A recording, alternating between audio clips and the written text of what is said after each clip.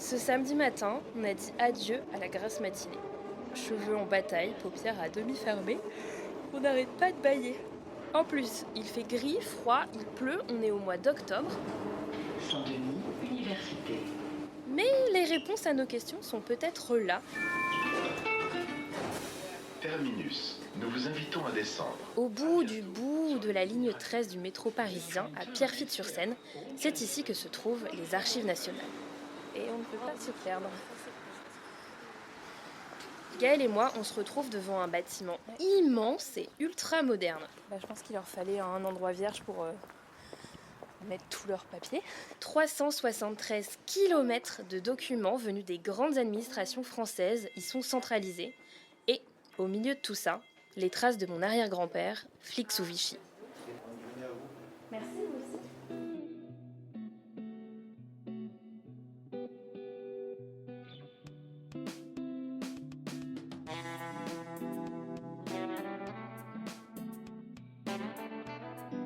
Mort ou flic, épisode 3, l'indiscipline.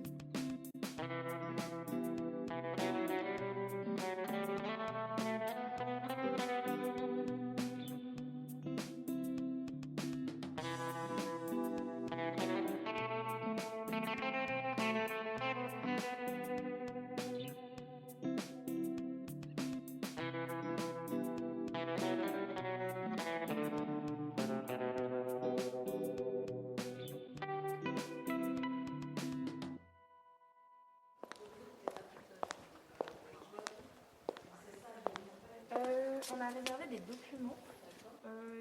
Après quelques recherches et avec un peu d'aide, nous avons réservé une série de documents mentionnant Pierre Frattani, né le 14 février 1907, à Vezzane, en Corse. On ne sait pas trop sur quoi on va tomber, mais dans tous les cas, des dossiers nous attendent en salle de lecture. Bonjour. J'ai réservé des documents. Au guichet, on nous tend plusieurs boîtes très lourdes. Dedans, d'énormes dossiers rangés dans des pochettes cartonnées. De toute façon, c'est assez lourd. Ok, on va peut-être prendre le Ouais, vous pouvez prendre le café comme vous voulez. Vous prenez chacun un coin. Elle est très grande, cette salle. Il y a pas mal de monde, des étudiants, des professeurs peut-être, penchés sur de gros volumes.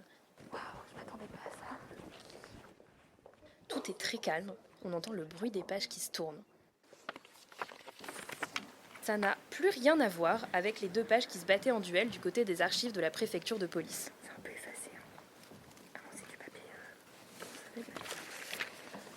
Là, on est submergé.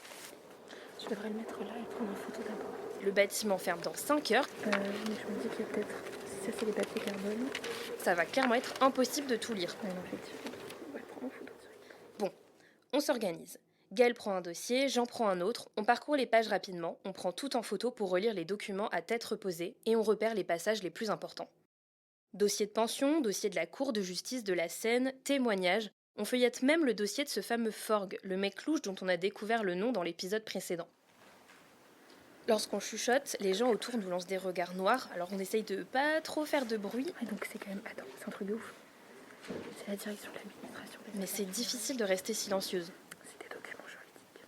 Dans tout ça, toujours pas de dossier de carrière. Mais document après document, on réussit quand même à retracer les différents postes que Pierre a occupés. Pendant que la France est en guerre, juste avant l'instauration de Vichy en juillet 1940, Pierre a d'abord été en poste à Bourges. Et d'ailleurs, on découvre une appréciation de son supérieur de l'époque un peu surprenante. Monsieur Frattani, affecté contre son gré au commissariat spécial de Bourges pour la durée de la guerre, n'a cessé de protester contre cette affectation. Dès son arrivée, il a montré une excessive mauvaise volonté dans l'exécution de son service et a fait preuve du plus mauvais esprit, essayant même d'entraîner ses collègues dans l'indiscipline. Son attitude à l'égard du chef de service n'a cessé d'être incorrecte, provocante et d'un exemple déplorable pour le personnel. À la suite d'une enquête de monsieur le contrôleur général Pietrera, il a été rétrogradé à la 6e classe pour une durée de 6 mois et déplacé à Longwy. De plus, monsieur Frattani était réputé comme étant de moralité plus que douteuse. Je regrette d'être obligé de déclarer que la note générale qu'il mérite, tout au moins pour son séjour à Bourges, est un 0.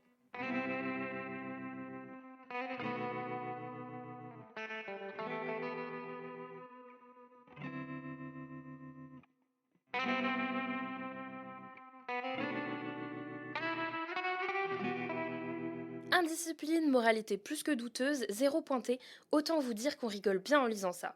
Et enfin, on trouve un papier qui donne un peu de corps, un peu d'humanité au fantôme que constitue encore pour moi mon arrière-grand-père. Pour la première fois, j'arrive à me le représenter.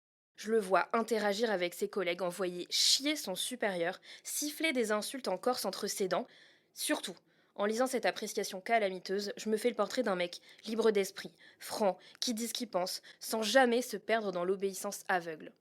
C'est peut-être bête, mais ça me rend un peu fière. Je commence même à le trouver classe, mon arrière-grand-père. Bon, par contre, s'il était aussi indiscipliné et provocateur, mais qu'est-ce qu'il foutait encore dans la police sous Vichy ? Et pourquoi ils ont gardé une sorte de mouton noir désobéissant en plein régime autoritaire ? C'est là qu'on tombe sur un procès-verbal qui vient compléter le tableau. Il date de juillet 1945. À ce moment-là, Pierre est en prison, à Fresnes. Il raconte son histoire à un policier. Je me nomme Fratani Pierre Noël et suis né à Vezzane, Corse, le 14 75 février ans plus tard, 1905, c'est à nous des feux qu'il se Mathieu raconte. et Alfida Léandri. Je suis marié depuis le 29 mars 1940 à mademoiselle Pérou Raymonde, née le 13 juillet 1907 à Paris 13e. Je suis père d'une fillette âgée de 5 ans prénommée Alfida. Par application de la loi du 17 juillet 1940, j'étais, à compter du 1er novembre 1940, relevé de mes fonctions. Les motifs donnés pour ma suspension étaient, je crois, mauvais esprit à l'égard du gouvernement de Vichy. Je suis alors revenu à Paris et j'ai retrouvé ma femme qui venait d'être licenciée de son poste d'ingénieur chimiste à la Compagnie française des pétroles de l'Arsenal en raison des nouvelles lois sociales, ne pouvant être employée en raison de son mariage avec un fonctionnaire. Vers la fin du mois de novembre 1940, j'ai été interpellé sur la voie publique par la police allemande. Conduit rue des Saussaies, j'y ai été interrogé et une perquisition a été effectuée à mon domicile. Les autorités occupantes prétendaient que j'avais des armes chez moi. Rien n'a été trouvé au cours de cette perquisition et néanmoins j'ai été envoyé au Cherche-Midi et détenu environ 2 mois. J'ai été relâché sans avoir été jugé.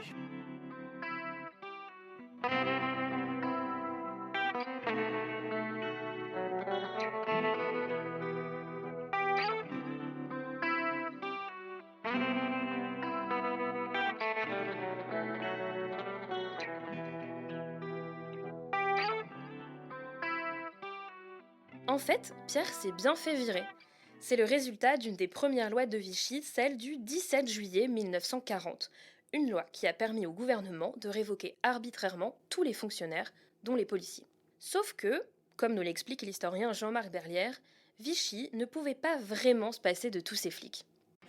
Vichy a un besoin terrible de la police parce que c'est un État autoritaire, antidémocratique, parce qu'il est porteur d'un projet idéologique qui s'appelle la Révolution nationale et qui est fondé sur l'exclusion de tous les mauvais Français pour Vichy, donc les communistes, les juifs, les étrangers, etc. Donc c'est un régime répressif, donc il a besoin de la police. Dans le même temps,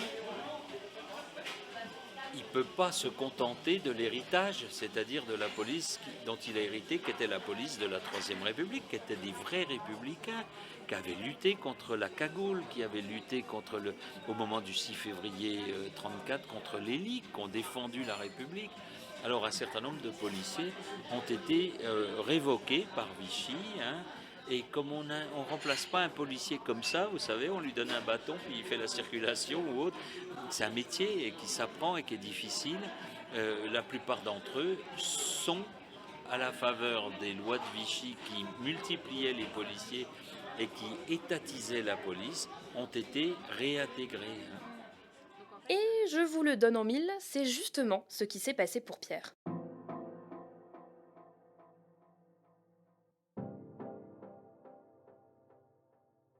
Imaginez, vivre dans Paris occupé, sans travail, avec une femme au chômage et un bébé à charge. Après des mois de galère, Pierre a fini par réintégrer la police. Un poste stable, avec un revenu constant, dans un pays en crise où il devenait de plus en plus difficile de se nourrir.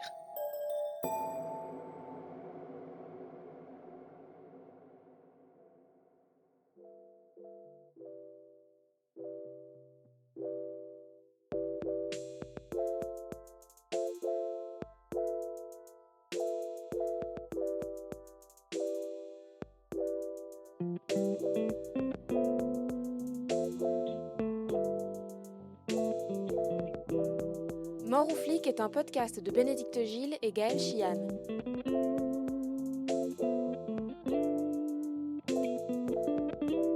La musique a été composée et interprétée par Simon Gilles.